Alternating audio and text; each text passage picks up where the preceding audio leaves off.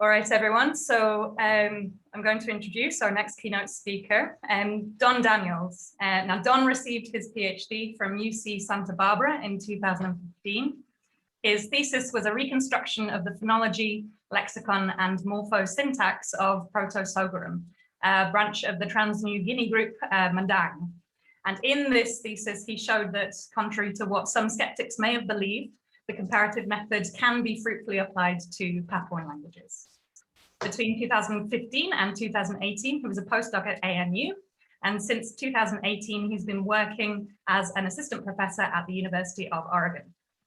Don's published extensively on many aspects of the languages of Papua New Guinea, based on extensive periods of documentary fieldwork, with many endangered languages, and his work has a particular focus on the role of inheritance and contact in all aspects of language change.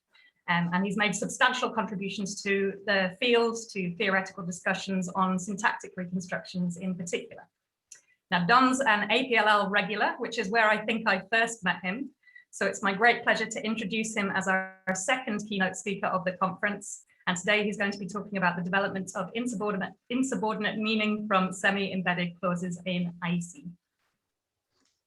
All right, thanks, Laura. That was lovely. Yeah, I'm going to be talking about this language, Aisi, and I'm going to be focusing on one particular construction in it, which I call semi-embedding. I think this construction is interesting because I think it sheds light on insubordination, which is, well, something that people have been talking about for the last 10 years or so. So insubordination is just when you use a subordinate clause as a main clause, right? So something that looks like a subordinate clause gets used on its own, that's insubordination. And it tends to have particular interactional meanings. And there's lots of different views about how that meaning arises. That's sort of what we're going to be exploring today.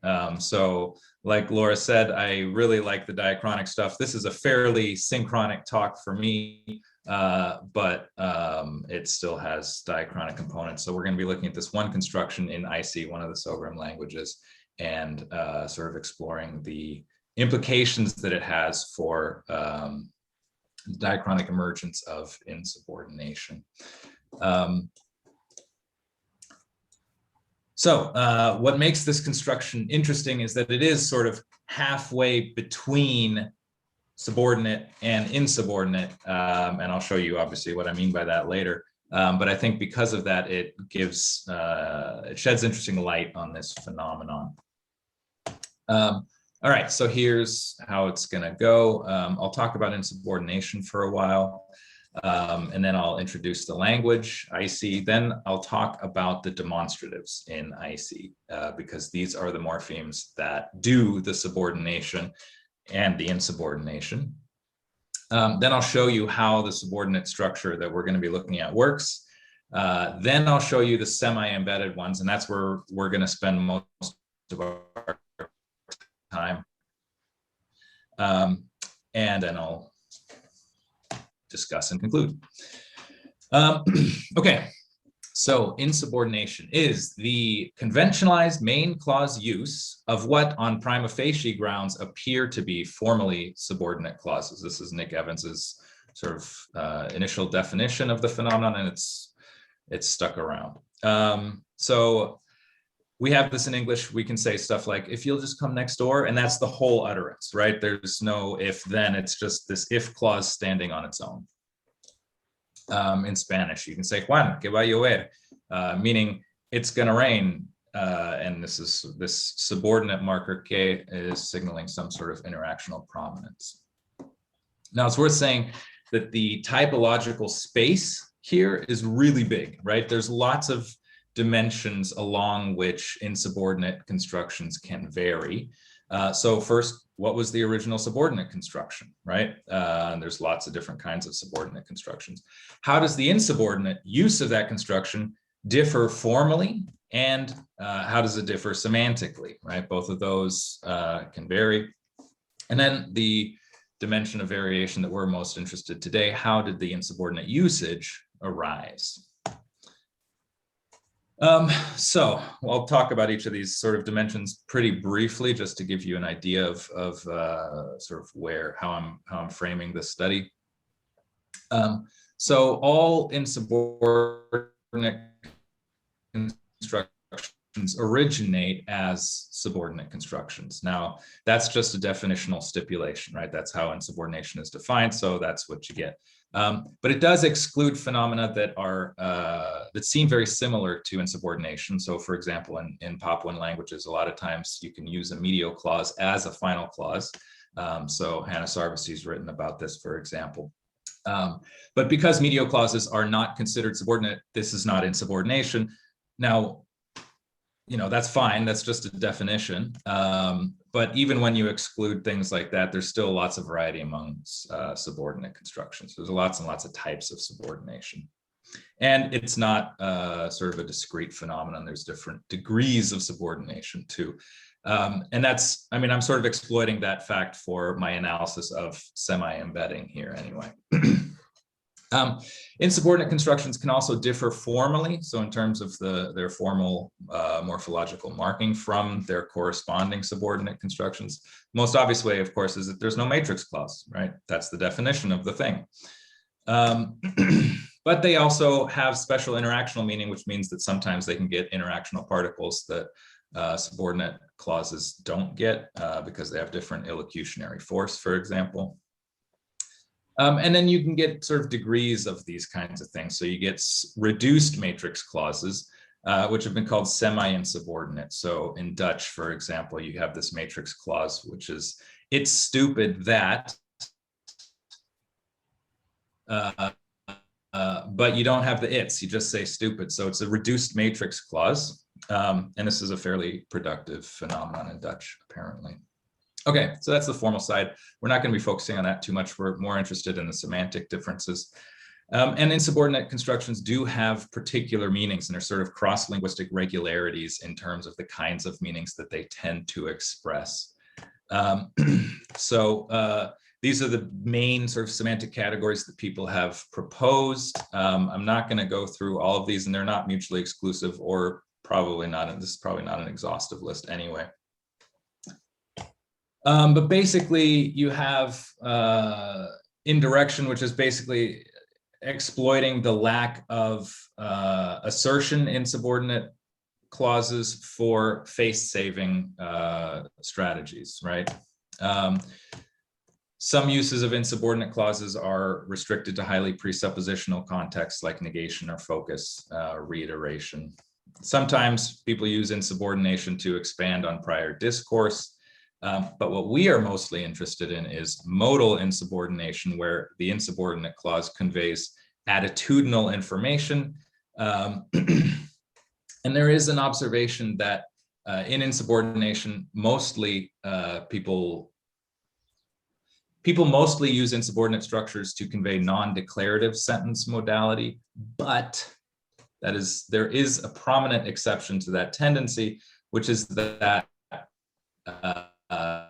people use insubordinate constructions to convey exclamative meaning, and that's what we're interested here. So it's at this point that I should mention what's been called non-embedded nominalization. So there's this big literature on non-embedded nominalizations. There's a growing literature on insubordination, and they're obviously very similar phenomena, right? Non-embedded nominalization is basically a kind of insubordination. So nominalized verbs can be used on their own in some languages. There's a lot been written about this for Trans-Himalayan languages, and there's some been written on it for Papuan languages. So Antoinette Schapper and Lila Sanrock pointed out that in Bunak, you can get this kind of canonical non-embedded nominalization where the nominalizing demonstrative at the end of the clause conveys sort of vividness and exclamatory force, right? I was sleeping with the demonstrative means I was sleeping, damn it. This has also been documented in other Madang languages. So Lorna MacDonald has documented this for Tauya, where they seem to have contrastive semantics. And this is the part of non-embedded nominalizations in particular that I find most interesting, because there's a paradox here. Embedded clauses are backgrounded. For some people, this is a definitional criterion for embedded clauses. For other people, it's just a general observation about the kinds of meaning that they tend to convey. But in general, it is the case that embedded clauses are backgrounded. Well, these non-embedded clauses are foregrounded. They're exactly the opposite of backgrounded. So how did that happen, right? How do you get a construction developing a meaning that is precisely the opposite of the meaning that it started with, right? A little bit of semantic drift is part and parcel of language change, but it seems odd that there should be a regular pattern by which subordinate clauses develop a meaning that is the opposite of the meaning that they started with. So how do insubordinate clauses get the meanings that they have? Well, there's lots of pathways that people have talked about. Ellipsis is when the main clause is dropped sort of at first when it's clear from context, then it becomes conventionalized, then it becomes regularized.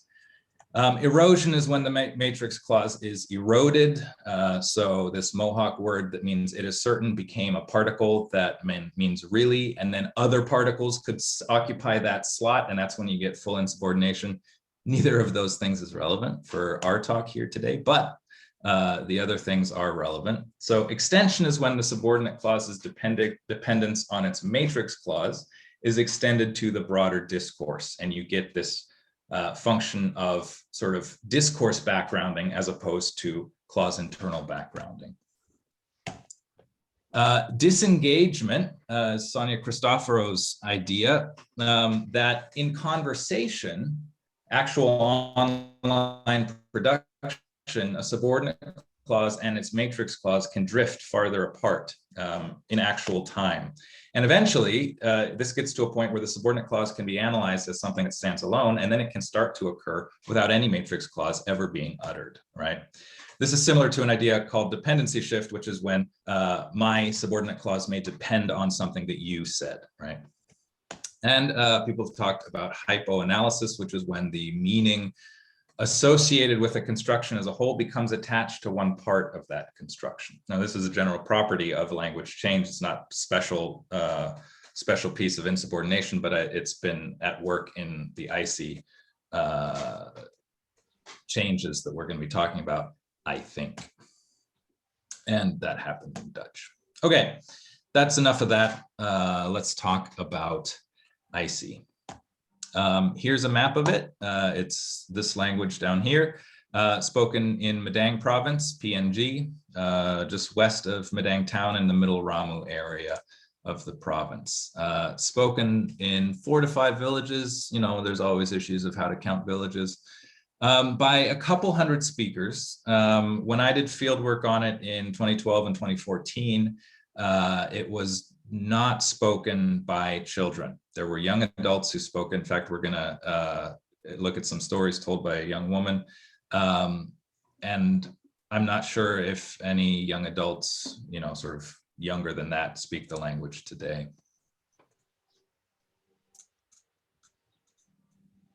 It's a Trans-New Guinea language, belongs to the Madang branch, and within that, it belongs to Sogrum. Here's the Sogrum language family, and that's its place in the family. The genealogical context is not super relevant for what we're looking at today, except to say that the subordinate construction that I'm going to be talking about can be reconstructed to Proto-Sogrum, but the insubordinate use of that construction cannot. So there's no evidence. Insubordination is not common in the Sogrum languages. Aisi is a bit of an outlier in this regard.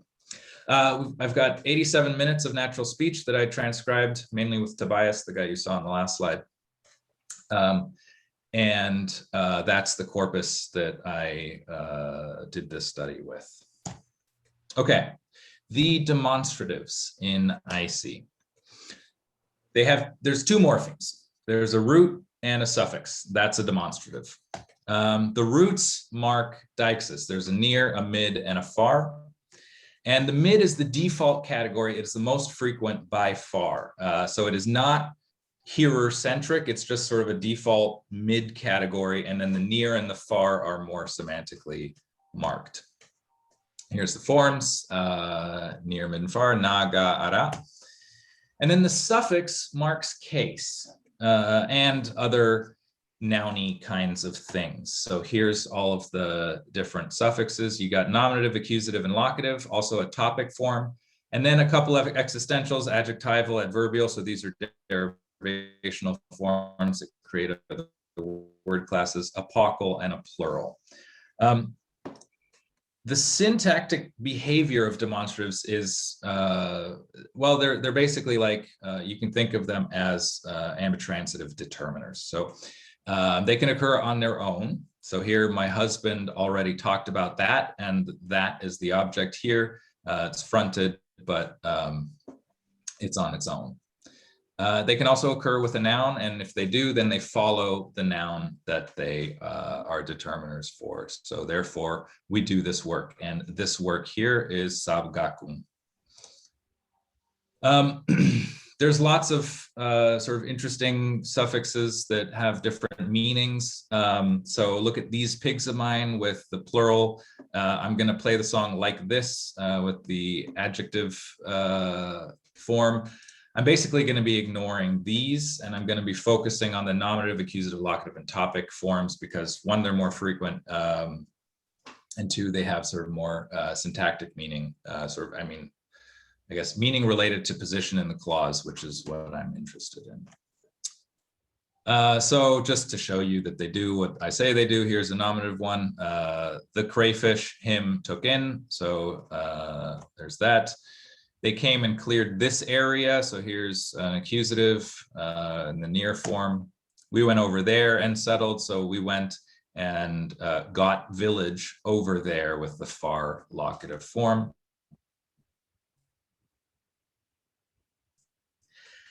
And then the topic, one, it occurs in the left periphery of the clause to mark what people normally think of as topics, and two, it can occur in the clause core in object position. So it's really a topic / accusative to some extent.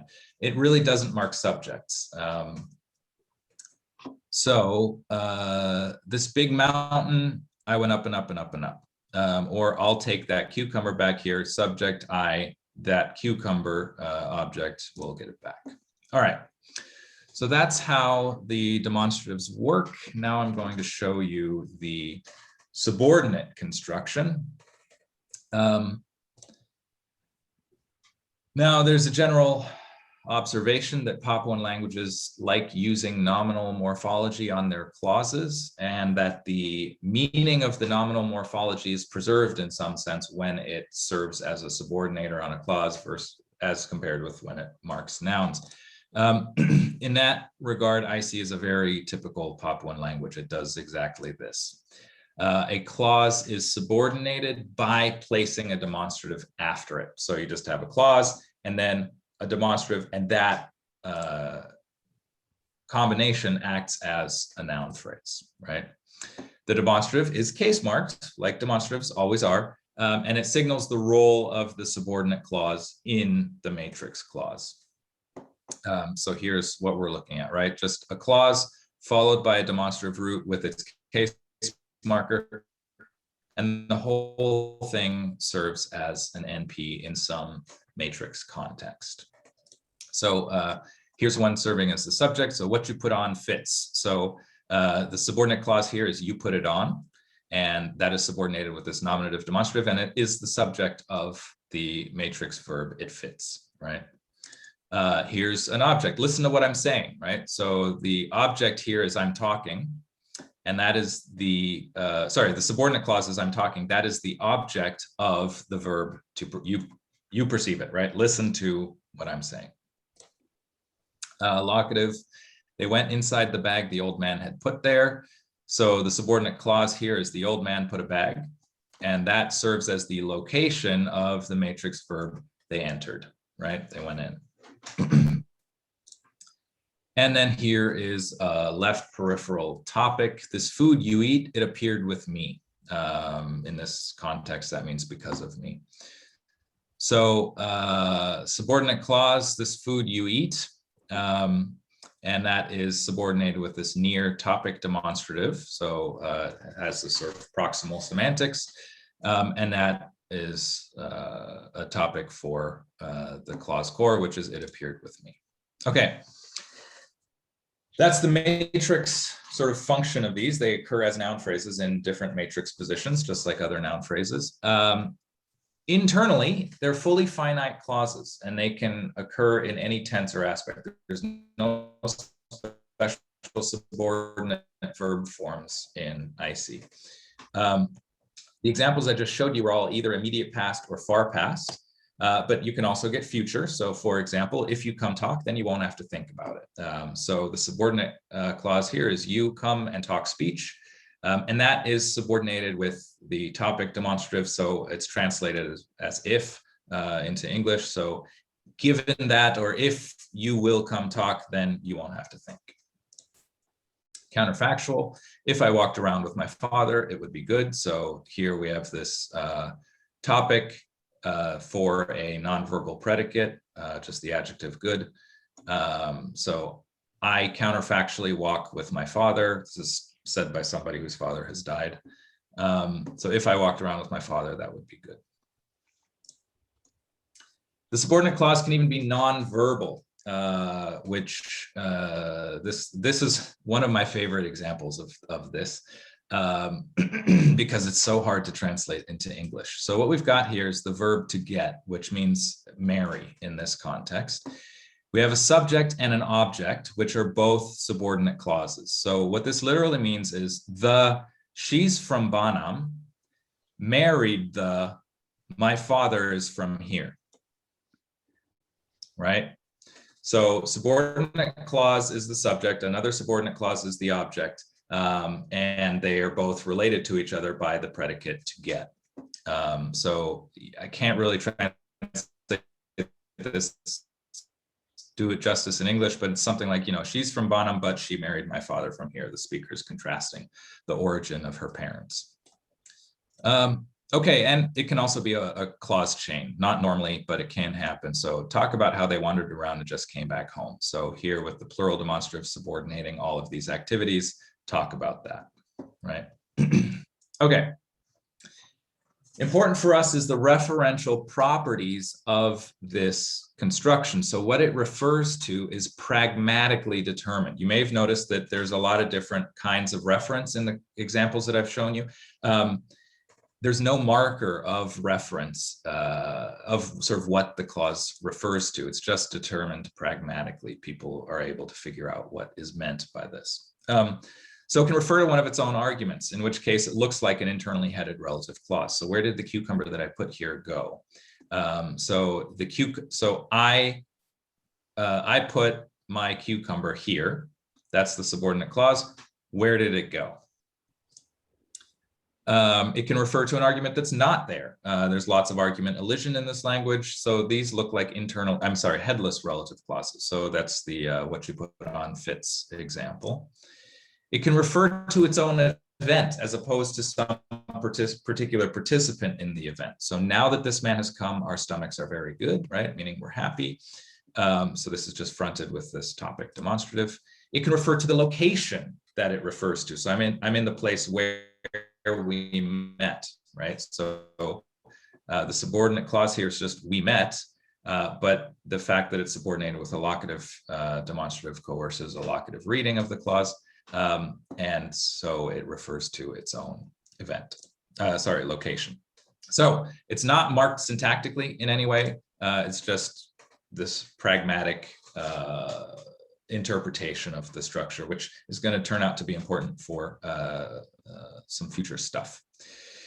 It groups prosodically with the clause to its right. The demonstrative groups prosodically with the clause to its left. So sometimes I show people this data and they say, oh, those demonstratives are just recapitulating the clause. This is just a juxtaposition of a clause and then a recapitulative demonstrative. That analysis doesn't work. Prosodically, there's no evidence for it. There's never a pause between the final verb of the clause and the demonstrative. Also, the whole construction moves together. So you can left dislocate. I've shown you plenty of topic examples, and you can right dislocate it. So they wanted to reveal it, how much they had eaten. So here, this clause, the subordinate clause, how much they had eaten, is subordinated with its topic demonstrative, right? This is one NP in the language. Okay, so for me, the structural unity of these examples is pretty obvious. This is a single Aisi construction. This is the main way to subordinate clauses in this language. English translation equivalents are pretty diverse. You can translate it with relative complement or adverbial clauses, depending on a variety of factors like where it is in the matrix clause and what it refers to. But the semantic interpretation is governed by pragmatic factors. Now, important for us, the subordinate material is always presupposed. Everything in these subordinate clauses that I showed you so far is presupposed subordinate material. And that's normal. That's what you expect in subordinate clauses. And Sonia Cristoforo says that that's normal, and Bill Foley says that that's normal, and Hair Racing says that that's normal, and everybody agrees that that's normal. But sometimes it's not like that, right? There are non-embedded nominalizations in Aisi. So these constructions have a foregrounding function. They serve to highlight the proposition that is being made. So here is an example. Excuse me. They'd put out only 10 sheets of roofing under the house. A helicopter had brought them. So they put 10 sheets of roofing, with this topic demonstrative, and then this right dislocated locative that belongs sort of with that clause. But that is not, I don't think you can analyze this as a topic for the clause that follows. This is just being presented as a surprising fact. This person went to see a missionary's house and was like, oh my gosh, the roofing, right? Not as much as I would have expected. Or my food, this land created it, right? I am responsible for the fact that you have food to eat. This is a bold claim, deserves some bold morphology, and it's got it, right? This insubordinate construction that's highlighting what the person is saying. Now, insubordination is not very common in Aisi. I've only got a handful of clear examples in the 87 minutes that I've recorded. It just seems to be somewhat marginal, although it does occur. Importantly, it's always marked with this middle topic demonstrative gong. That is the only demonstrative that marks insubordinate clauses. And I'll come back to that observation later on. But now let's take a look at semi-embedded clauses. There are other nominalized clauses in the language that are not insubordinated, but they're also not fully subordinate. They're somewhere in between these insubordinate exclamations and fully presupposed subordinate clauses. They do have a matrix clause that follows them, but they do things that subordinate clauses are not supposed to do. They introduce new reference and advance the main event line, right? So these are asserted clauses that move the story forward and introduce new participants and so on. Now, this isn't actually as surprising as I'm making it sound, but I got to tell a story here. There is a continuum from embedded to non-embedded clauses, and it goes hand in hand with a continuum from presupposed to asserted clauses. And these Aisi clauses, which are asserted, which introduce new participants and move the story forward, are all either left peripheral topic clauses or they are subject clauses. They're in subject position and they refer to their own subject. So that creates conditions where you basically have a same subject clause chain, right? So if a clause is in subject position and it refers to its own subject, then the matrix clause, by definition, also refers to that referent, right? So you have two clauses in a row which both refer to the same, or don't refer, but both have the same subject, right? Because these clauses all occupy fairly high positions in the matrix clause structure, they're less hierarchically downgraded, and I think semi-embedded is a reasonable term to use to describe this phenomenon. So here's an example. This clause introduces a new reference. So he killed it and came back, and then a man who had fled came and took his women, and the story goes on. So here we have this subordinate clause, a man fled, and a man fled came and took some women and did other stuff. So one of the ways you can tell that this is a new participant is with this specific particle mole. This marks reference that are known to the speaker, but not known to the hearer, right? This is the most common way to introduce new participants into a discourse in Aisi. And this is new, right? But it's inside this relative clause, well, subordinate semi-embedded clause. They fought and the boy got up and killed one. Here's another example. So they fought and the boy, who is the main character in this story, so highly, highly topical, but this clause is predicating something new about the boy, namely that he got up. That's not given information, that's new information. So the boy got up, killed one, right?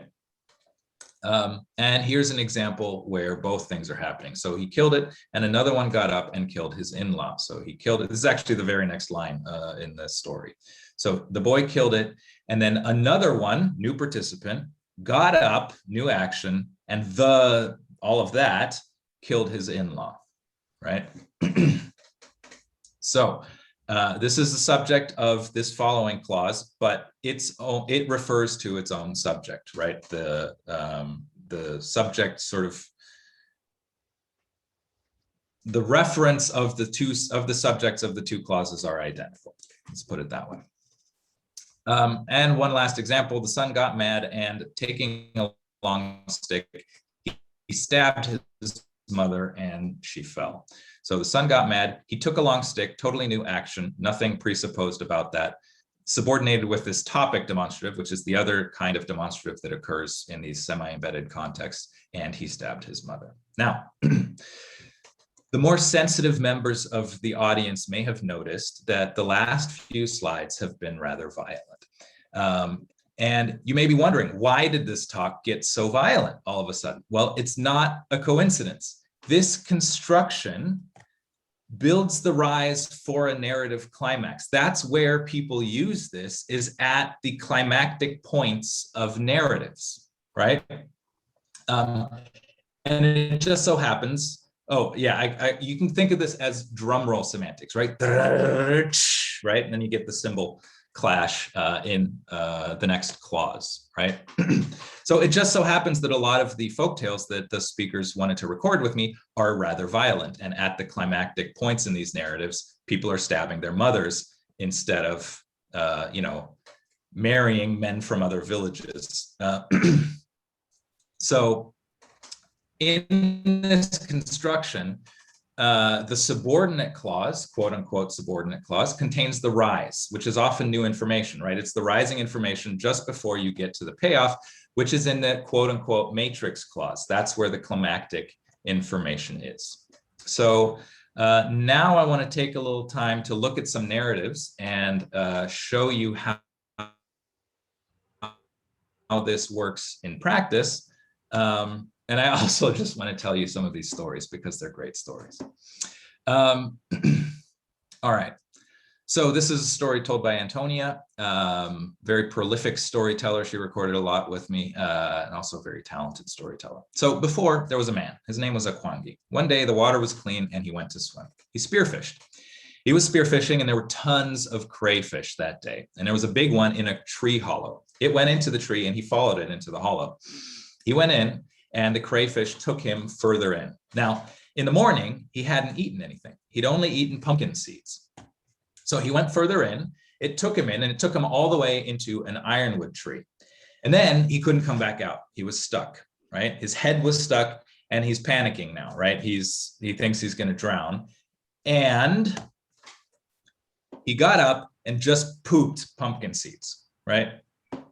So here we have this semi-embedded construction where he got up is subordinated with the nominative demonstrative, and it sets the scene for the big payoff in this story, which, by the way, this story got a bigger laugh when in the recording than any story I've ever recorded. This is hilarious to Aisi speakers. So he just pooped those pumpkin seeds that he'd had for breakfast, right? Now, the focused line is the highlight of the story. From a narrative perspective, maybe him getting out of the water is actually the highlight of the story, but from sort of pragmatic, or is actually the climax of the story, but from a pragmatic point of view, the point of the story is really the joke. Notice that this verb get up is really common in semi-embedded clauses, right? It seems to be a default placeholder verb for when all you're after is that drum roll semantics, right? So he didn't actually get up because he was stuck underwater in a tree hollow, right? But people use this verb often in this construction. This next example, you see this drum roll effect being used rhetorically, not just narratively to build a narrative climax, but to build a rhetorical climax in interaction. So this also comes from a narrative, but so a man leaves home, goes away to a Sing Sing, and while he's gone, his mother kills both of his wives and eats them. When he comes back, he says to his mother, "Where are my wives?" And she says this: "Oh, they must have gone somewhere, like maybe the garden, and they haven't come back." And she uses a semi-embedded construction to lie to her son, right?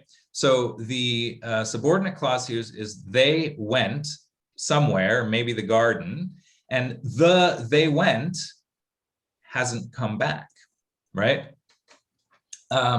So what you've got here is this semi-embedded construction building focus for this matrix clause, and it's framing the matrix clause as a big deal, right? Oh no, where are they? Oh, this is bad, right?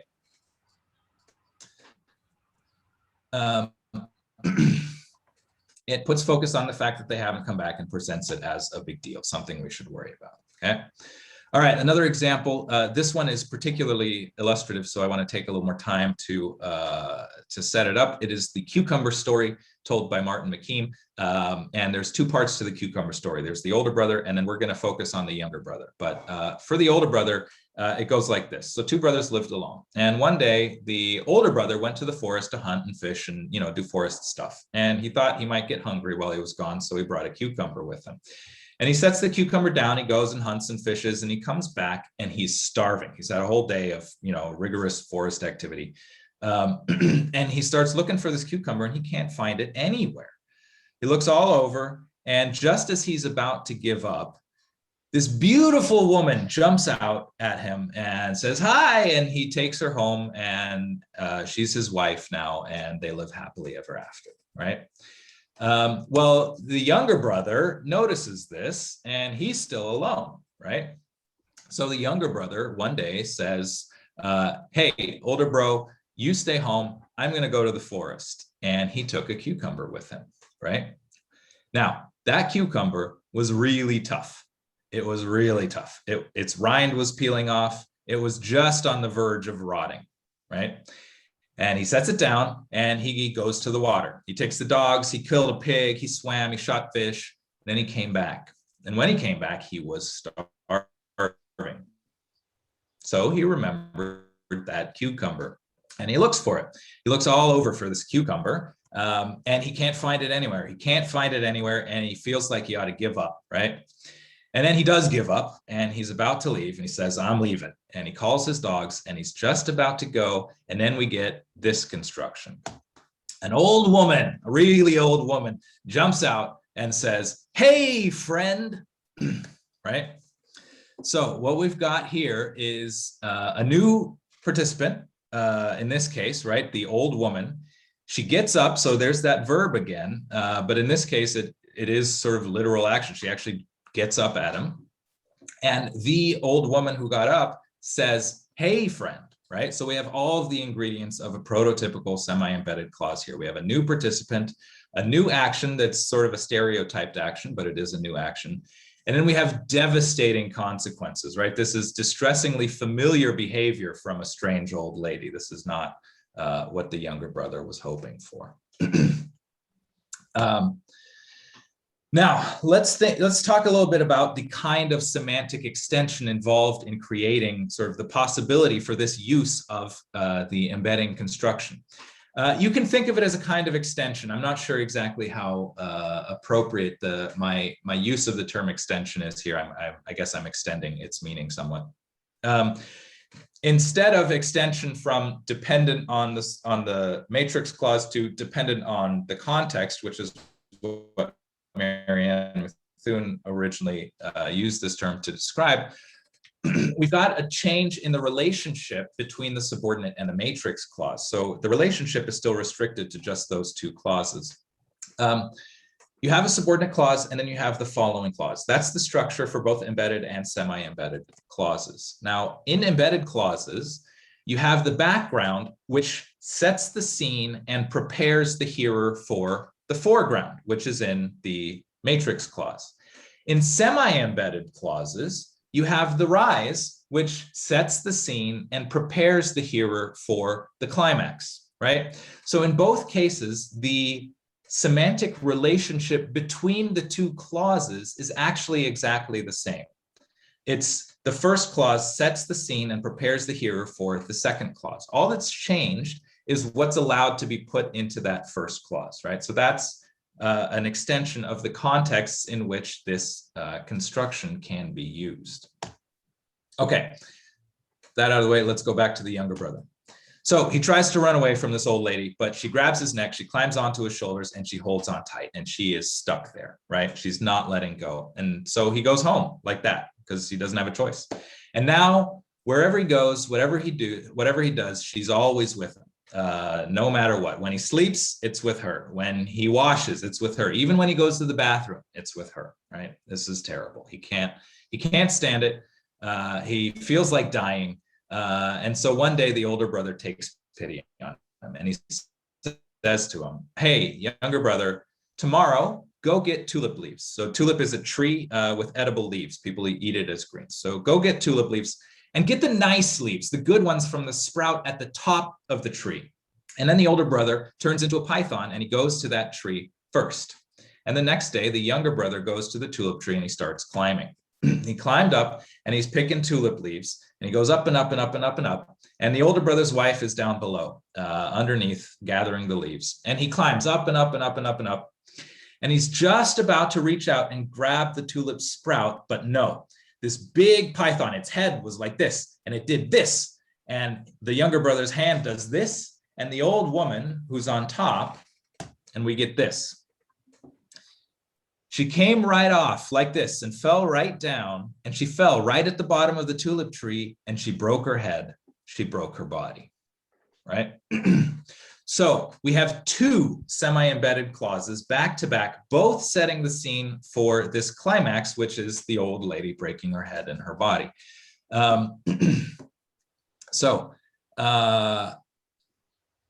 This is where I want to start talking about disengagement. So this double semi-embedded construction illustrates how disengagement can begin. Now remember, disengagement is when a subordinate clause's relationship with its matrix clause is delayed to some extent, right? And this delay can create some cognitive independence on the part of that subordinate clause, which can then contribute to its reanalysis as a main clause, right? Yeah. So here's another example of that. So once there were two sisters who married the Monde lizard. They had kids, but they didn't tell the kids who their father was. One day, the kids were playing with toy bows and they shot the Monde lizard. They shot him dead. He died, and the two sisters came and looked, and their husband had died. And now here's this climactic grief moment on the part of the two sisters. They got up and they killed all the pigs. By the way, this is a false start, so this is not a part of anything. They got up and they killed all the pigs, and they scattered their bags of food all around, right?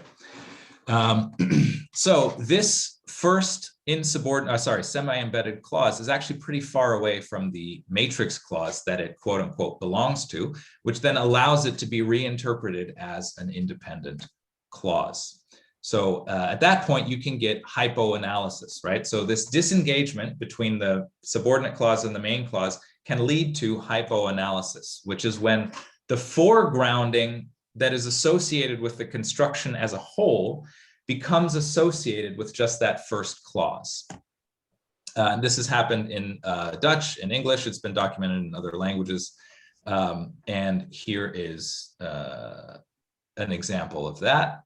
So I arrive right, just an example with the topic demonstrative, just to show you that this can also happen with the other demonstrative that does semi-embedding. So I arrived right at the peak and I looked back this way, and the old village, our kunai field was visible. So here we just have some disfluencies breaking up the space between the semi-embedded clause and the main clause. So our kunai over there was in plain sight. Okay. So let me just draw out a couple of I'll summarize a little bit and draw out a couple lessons.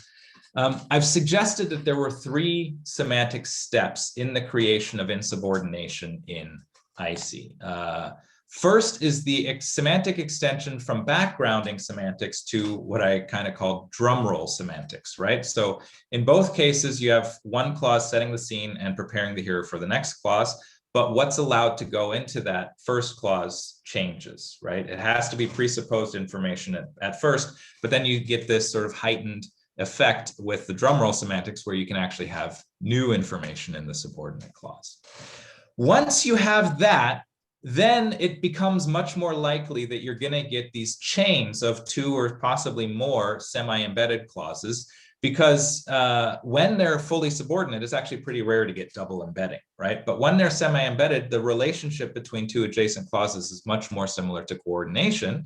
And so you start to get these chains, right? Well, once you get these chains, you can get disengagement between the first clause and the last clause, which then allows the first clause to be reanalyzed as something that stands on its own. And then the assignment of the presentational meaning that used to be associated with the second clause goes to the first clause, right? Okay, all of this, just sort of a side note that I don't have time to really focus on, all of this goes hand in hand with a loss of morphosyntactic productivity. So remember, the embedded nominalizations are morphologically very productive. 3 demonstrative roots, lots of different suffixes that can go on them.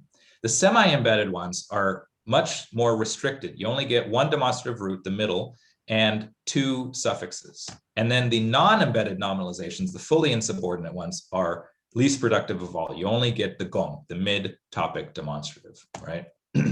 Okay, so the foregrounded meaning came from the extension of this setup punchline semantics, right? And this relational meaning is actually inherent in subordinate structures. The mystery is not that mysterious because subordinate structures are backgrounded, and the existence of a background makes no sense apart from the existence of a foreground. So the whole point of a background is to highlight a foreground. So all that's changed is where that highlighting semantics is located, right? That's the semantic kernel that allows for this fairly regular process cross-linguistically of fully subordinate clauses developing a meaning that is the opposite of what they started with. And we also see multiple separate processes conspiring here, right? So I've said that there's extension and hypoanalysis and disengagement. You know, that shouldn't be surprising, but there you go. Anyway, thank you very much. And yeah, I'll take questions.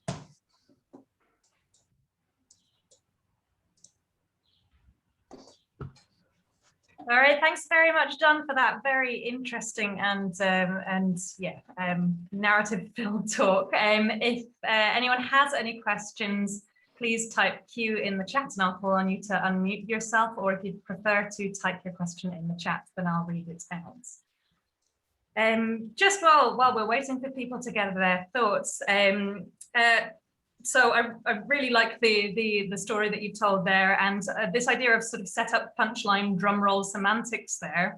What sort of constructions are used in the wider area to express the similar sorts of semantics? Do you have any sense of that? Yeah, that's a good question. So there are particular switch reference constructions that can be used for setup punchline semantics. So one thing I didn't get into is that, sometimes the setup and the punchline involve different actors, in which case you can't really use the semi-embedding construction. And so Aisi has actually developed this different subject frustrative suffix, which sort of communicates that the action was performed, but it did not have the intended result, which then gets extended to any surprising thing happening in the next clause. And that gets used at narrative climaxes too, but it's narrative climaxes where A does something and then B does something else, right? And that pattern in other languages does get used. Yeah, I'm not totally sure what exactly all the surrounding languages do, so that's not exactly an answer to your question, but that's another strategy that Aisi has. Great, thanks. Mm-hmm. Do we have any questions?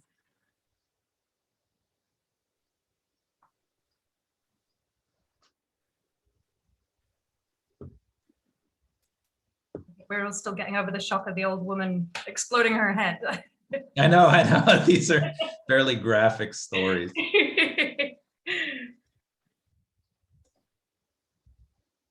Greg, yeah. Yeah, thank you.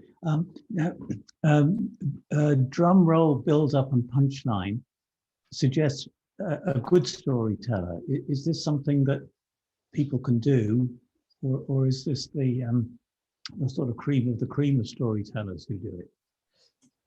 That's a great question. So,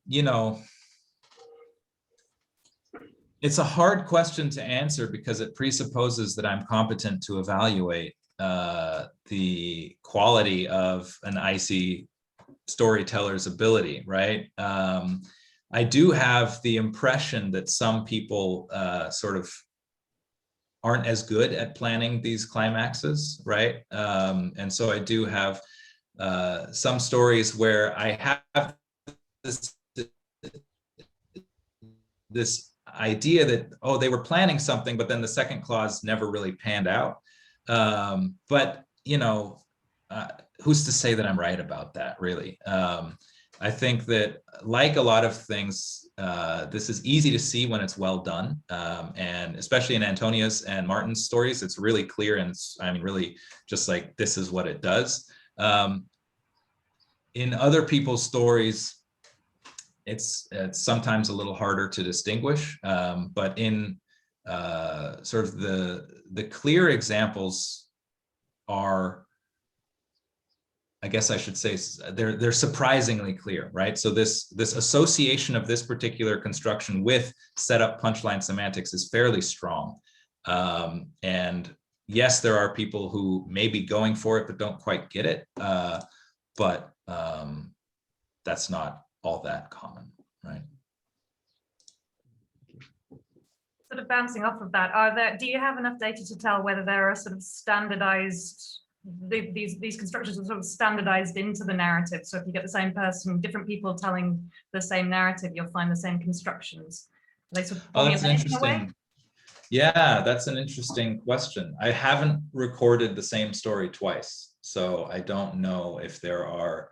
I know that there are these formulas, right? So a lot of people wrap up a story by saying gibari garibari, which means it's like this, it's like that.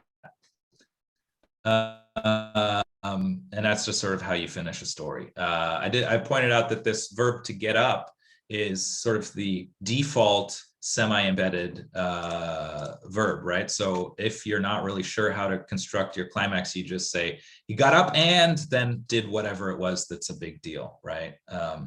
But you can also have other clauses inside that initial one. Any more questions? And just while we're waiting, I think you mentioned at one point that you didn't have very many of these constructions in your corpus, but I thought you had quite a lot there, a substantial number. Yeah, so I don't have a lot of insubordinate constructions, I do have quite a bit of the semi-embedding, right? So that is fairly common. And you get, you know, every story tends to have one or two at the climax, or some stories have a couple sort of climactic episodes. And I've even got some in the more hortatory genres, but they're not quite as clear, so I didn't use those in the talk. But yeah, it's the fully insubordinate ones where a clause really just stands on its own to highlight some particular claim that are more marginal. They're not as common. Any more questions? We've still got about 7 minutes for questions.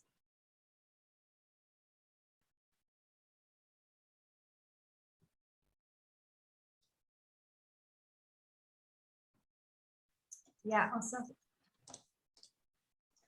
I kind of accidentally pressed enter before I was really sure that I had a question to ask, and it's not really a question so much as it's more of a rambling comment. So if anyone has actual pertinent questions, then please tell me to shut up and you can get on with your real questions. But I found this interesting because I've been grappling with trying to figure out the function of a kind of deictic construction in Iowa, which is shockingly common. Like you have these deictics scattered all over the place.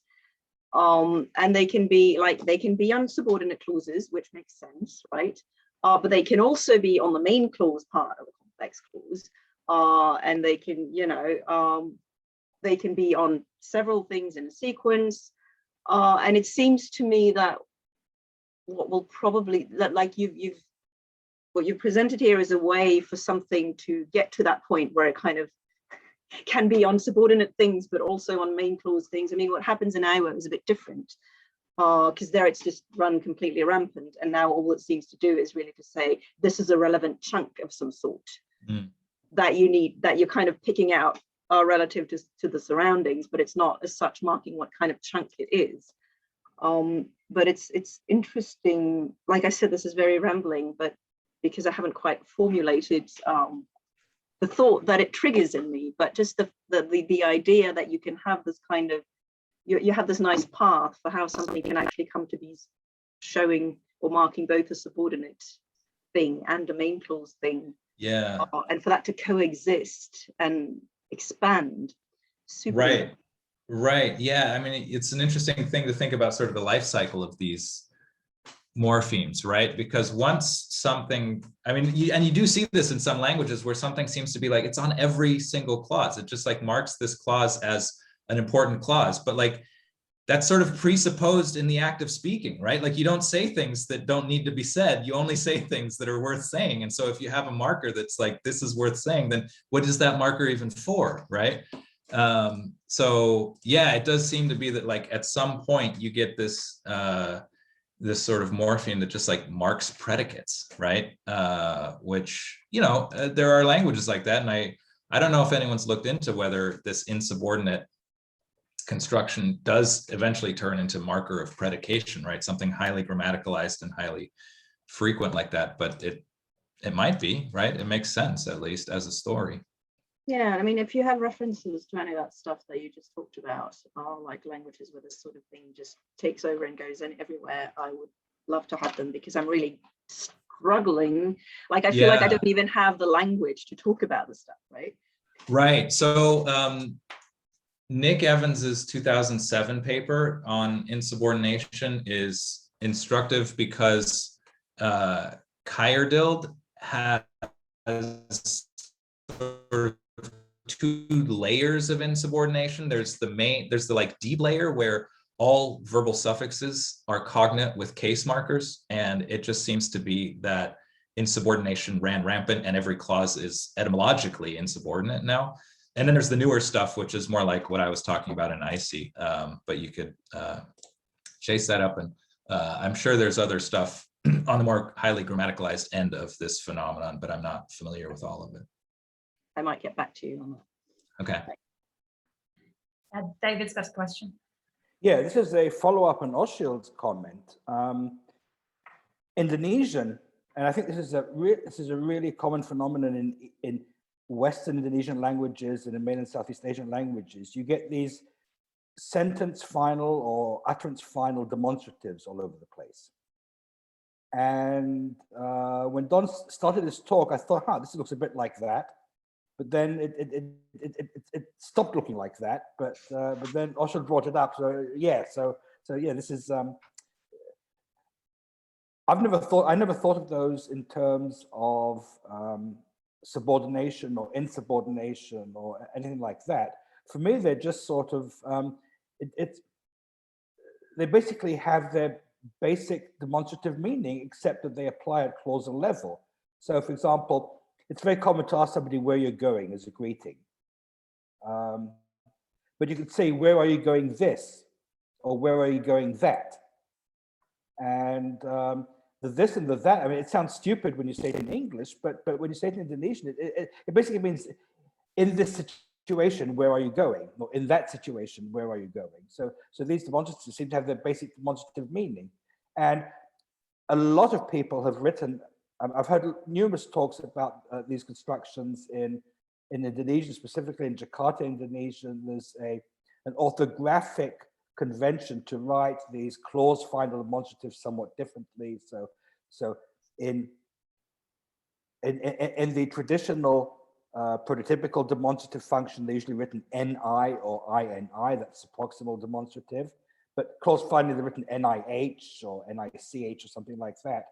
And people have called these things pragmatic particles, which I think is kind of misleading, because basically they have the same, I mean, the way I see it, they have the same function as they do in when applying to a noun phrase. So, you have a noun phrase plus a demonstrative, well, it's just like standard average European.